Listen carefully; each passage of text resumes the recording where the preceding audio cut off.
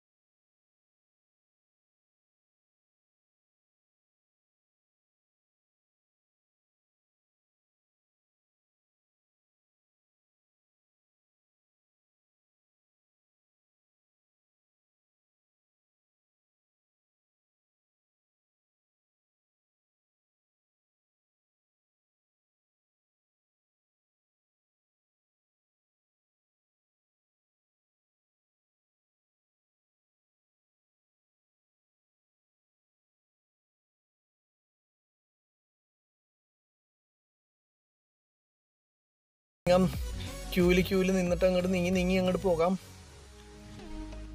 നമ്മൾ ഇതിൻ്റെ ഉള്ളിലേക്ക് കയറാൻ പോവാണ്. അപ്പോൾ ക്യാമറ അലൗഡ് അല്ല, അപ്പോൾ ക്യാമറ ഓഫ് ചെയ്യാനാണ് പറയണത്. അപ്പോൾ നമ്മൾ ഇനി ഉള്ളിൽ കയറിയിട്ട് പുറത്തിറങ്ങിയിട്ട് വിശേഷം പറയാം. ഉള്ളിൽ കയറി പുറത്തിറങ്ങി ഞങ്ങൾ. ഇതിൻ്റെ എല്ലാ എൻട്രൻസും ഒറ്റൊരു ഹോളിലേക്കാണ് കേട്ടോ തുറക്കണത്. ഈ എൻട്രൻസ് ഒക്കെ ചെല്ലുന്ന ഒരു ഹോളിലാണ്. ഹോള് ഫ്രീ ആയിട്ട് ഇങ്ങനെ കിടക്കുന്ന ഒരു 10,000-2,500 പേർക്ക് ഇരിക്കാൻ പറ്റുന്ന രീതിയിൽ ഭയങ്കര ഒരു സൈലൻ്റ് ഏരിയ. അതിൽ പ്രത്യേകിച്ച് ഫോട്ടോകളോ കാര്യങ്ങളോ വേറെ യാതൊന്നുമില്ല. അവരവരുടെ വിശ്വാസത്തിൽ അവരവർക്ക് പ്രാർത്ഥിക്കാവുന്ന ഒരു സിസ്റ്റം അതാണ് ഇവിടെ ഉള്ളത്. ഇത് ലോകത്തിൽ മൊത്തം 7 ടെമ്പിൾ ഇതേപോലത്തെ ഉണ്ട് എന്നാണ് പറയണത്. ഇവിടുത്തെ കാഴ്ചകൾ എല്ലാവർക്കും ഇഷ്ടമായി.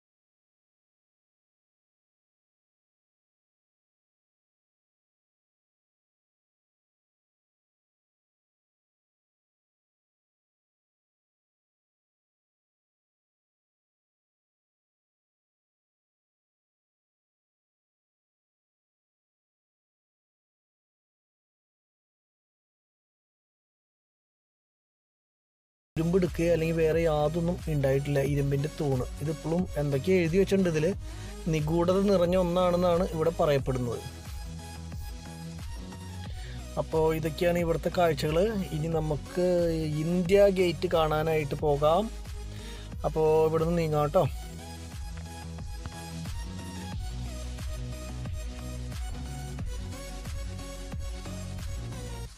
ഞങ്ങൾ ഇന്ത്യ ഗേറ്റ് കാണാൻ വേണ്ടി എത്തിയേക്കാണ്. ഇതിൻ്റെ രസം എന്താണെന്ന് വെച്ച് കഴിഞ്ഞാൽ നമ്മൾ തൃശ്ശൂർ പൂരത്തിനാണ് ഇത്രയധികം ആൾക്കാരെ നമ്മൾ കണ്ടിട്ടുള്ളൂ. തൃശ്ശൂർ പൂരത്തിന് ഒരുമിച്ച് പിന്നെ എവിടെയും ഇത്രയധികം ഇതുകൾ കണ്ടിട്ടില്ല. ആൾക്കാരുടെ തിരക്ക്, അത്ര തിരക്ക് എന്ന് പറഞ്ഞു കഴിഞ്ഞാൽ എൻ്റെ അമ്മോ, താഴത്തെ ആൾക്കാരെ കാണാൻ പറ്റില്ല. അത്രയധികം ആൾക്കാരെന്ന് പറഞ്ഞാൽ അത്രയധികം ആൾക്കാർ മുഴുവൻ തിരക്കാണ്. ഇത് ഇവിടെ ഇങ്ങനെയല്ല, കിലോമീറ്ററോളം ഇത് ഫുള്ള് ഇതേപോലെ തന്നെയാണ്. അപ്പോൾ നമുക്ക് ഇതിൻ്റെ മുന്നിൽ നിന്ന് 2 ഫോട്ടോയൊക്കെ ഞങ്ങൾ എടുക്കട്ടെ. എന്തായാലും ഞങ്ങൾ വണ്ടി ഓടിച്ച് ഇവിടം വരെയെങ്കിലും എത്തിയില്ലേ, ഡൽഹി വരെ എത്തിയില്ലോ. നമുക്ക് ഭയങ്കര സന്തോഷമുണ്ട് കേട്ടോ. ഞങ്ങൾ രണ്ടുപേരും തന്നെ ഇവിടം വരെ വണ്ടി ഓടിച്ചിങ്ങനെ എത്തിയെന്ന് പറഞ്ഞിട്ട് നമുക്ക് ഒരു മനസ്സിനൊരു സംതൃപ്തി. പല ആൾക്കാരും പലതും പറഞ്ഞ് നമുക്കതൊന്നും കുഴപ്പമില്ലാണ്ട് നമ്മൾ പോകുന്നത് അവിടെ എത്തിയപ്പോഴേ ഒരു സന്തോഷമുണ്ട്, ഭയങ്കര സന്തോഷം. ഞങ്ങൾ കുറച്ച് ഫോട്ടോസ് എടുക്കട്ടെ.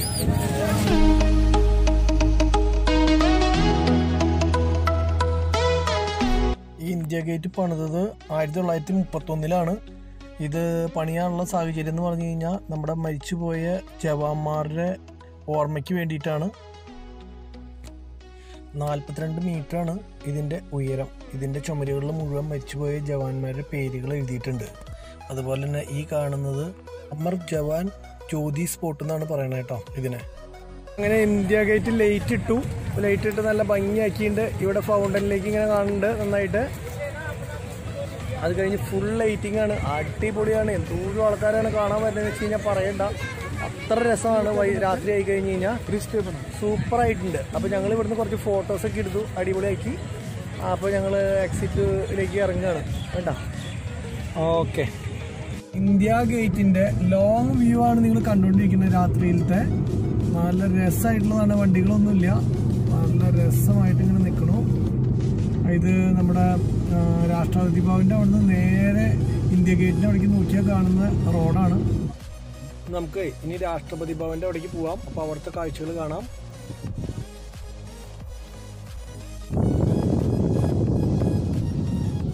ഇതാണ് രാഷ്ട്രപതി ഭവൻ. അപ്പോൾ ഇതൊരു സൂപ്പർ കാഴ്ചയാണ് രാഷ്ട്രപതി ഭവൻ എന്ന് പറഞ്ഞിട്ടുള്ളത്. നമുക്ക് അപ്പോൾ എന്തായാലും ഒന്ന് രാഷ്ട്രപതി ഭവന് മുന്നിൽ ഫോട്ടോ എടുക്കാൻ പറ്റുമെന്നുള്ളത് അറിയില്ല. കളറൊക്കെ മാറി വരുന്നുണ്ട്. വളരെ നല്ലൊരു വ്യൂ ആയിരുന്നു. എന്തായാലും നോക്കി നോക്കാം, ഒന്ന് ഫോട്ടോ എടുക്കാൻ പറ്റുമോ നോക്കി നോക്കാം. ആദ്യം അടുത്തേക്ക് പോകാൻ പറ്റുമോ നോക്കാം അല്ലേ, എന്നിട്ടല്ലേ ഫോട്ടോ എടുക്കുന്ന കാര്യം. ഇവിടെ എവിടെയെങ്കിലും പാർക്ക് ചെയ്യാൻ പറ്റുമോ? ഞങ്ങൾക്ക് ഇതിൻ്റെ ലൈറ്റിങ്ങോട് കൂടിയിട്ടുള്ള അടിപൊളി ഒരു വ്യൂ കാണാൻ പറ്റി. അപ്പോൾ അത് ഞങ്ങളുടെ ഭാഗ്യമായിട്ട് കരുതുന്നു, ഈ സമയത്ത് വരാൻ പറ്റിയതും ഇങ്ങനെ കാണാൻ പറ്റിയതൊക്കെ. അപ്പോൾ ഇന്നത്തെ ഞങ്ങളുടെ ഡൽഹി വീഡിയോ ഇവിടെ കംപ്ലീറ്റ് ആവുകയാണ്. ഇനി ഞങ്ങൾ പോണത് നേരെ ഷിംല, അതുപോലെ തന്നെ കുളു മണാലി, അങ്ങനെയാണ് പോകാൻ ഉദ്ദേശിക്കുന്നത്. അപ്പോൾ ഇന്നത്തെ വീഡിയോ ഇവിടെ വൈൻഡപ്പ് ചെയ്യാണ്. അപ്പോൾ ചാനൽ കണ്ട് ഇഷ്ടപ്പെടുന്നവർ